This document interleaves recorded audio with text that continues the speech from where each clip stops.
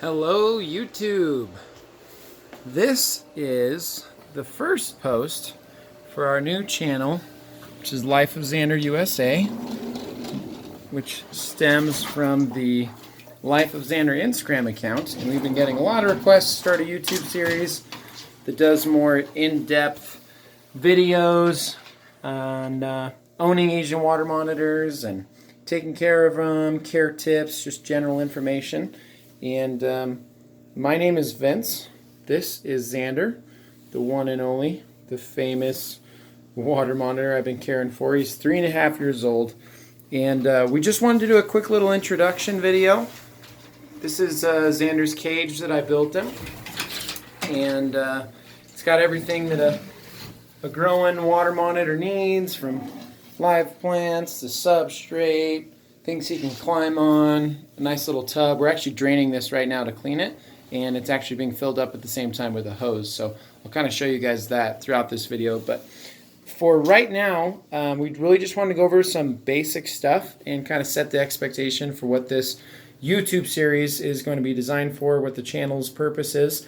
And that's really just going to be reptile education. So for water monitors specifically, we're going to be going over care tips, how to build and take care of cages. We're going to be talking about what we feed them, how often we feed them, what can they eat, what can't they eat. We're going to be talking about plumbing, how to set up a plumbing system to get a pump and a filter, get a good sized tub. We're actually going to be building Zander a larger tub here pretty soon in the next couple of months. Plants, heating, humidity, you name it, how to take care of it. That's what this channel is going to be for. So for just starting us off, I guess, basic things you want to know about Asian water monitors. First thing, where they're from, Asia, right in the name, Asian water monitor. They're from different parts of Asia, Indonesia, Thailand, Bangkok, around that side of the world. There's a couple of other places I can name off. Just go check it out on Wikipedia. And other than that, the coolest thing about Asian water monitors, in my opinion, is that they're the second largest lizard species in the world, which you guys could probably guess the largest is the Komodo dragon. So here we got Zander, nice and active, climbing up his little pillar. This is actually pretty cool footage. Normally I don't get to see him do this, but he's going to plop up here. He just ate a bunch of food. Yeah, we're going to help him up. His foot's stuck. There we go.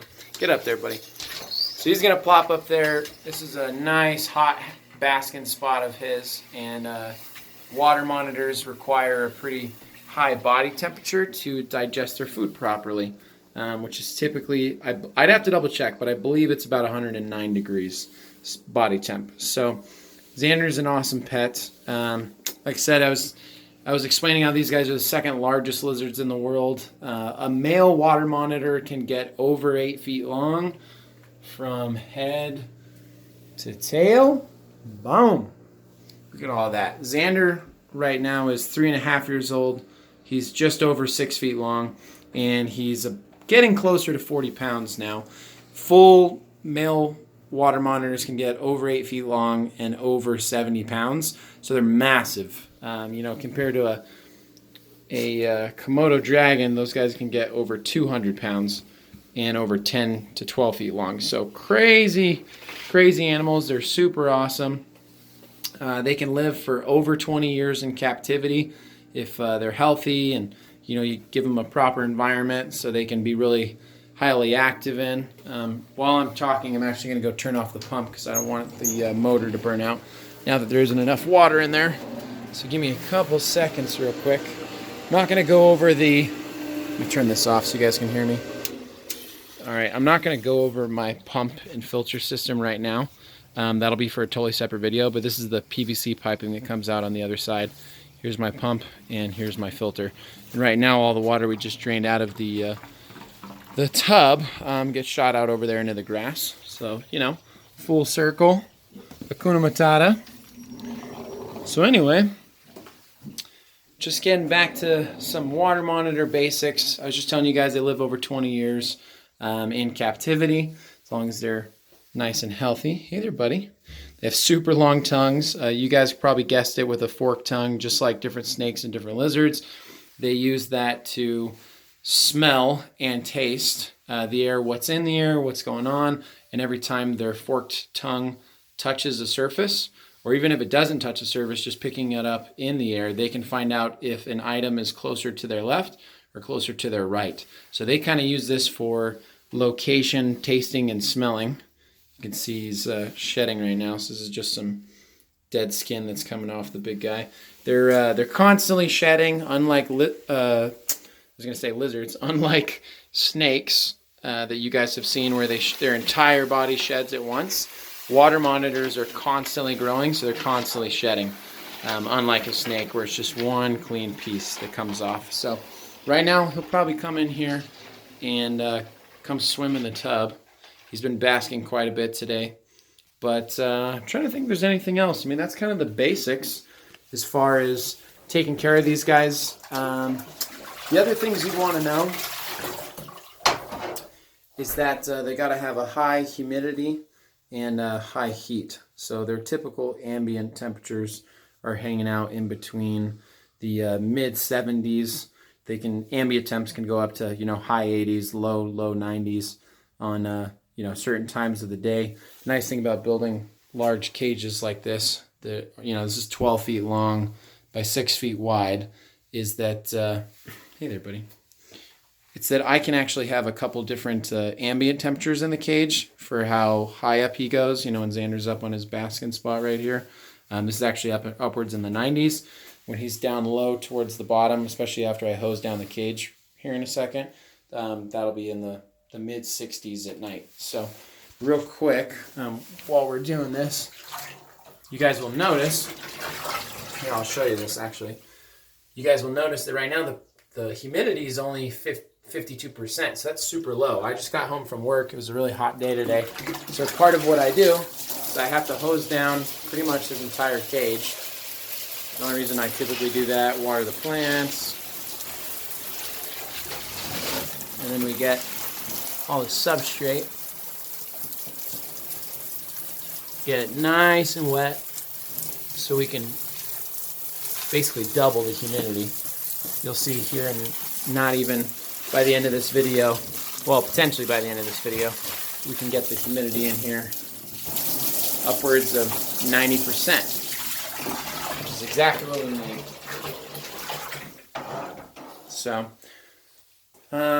anyway, so look, it's been, 20 seconds, it's already up to 61%.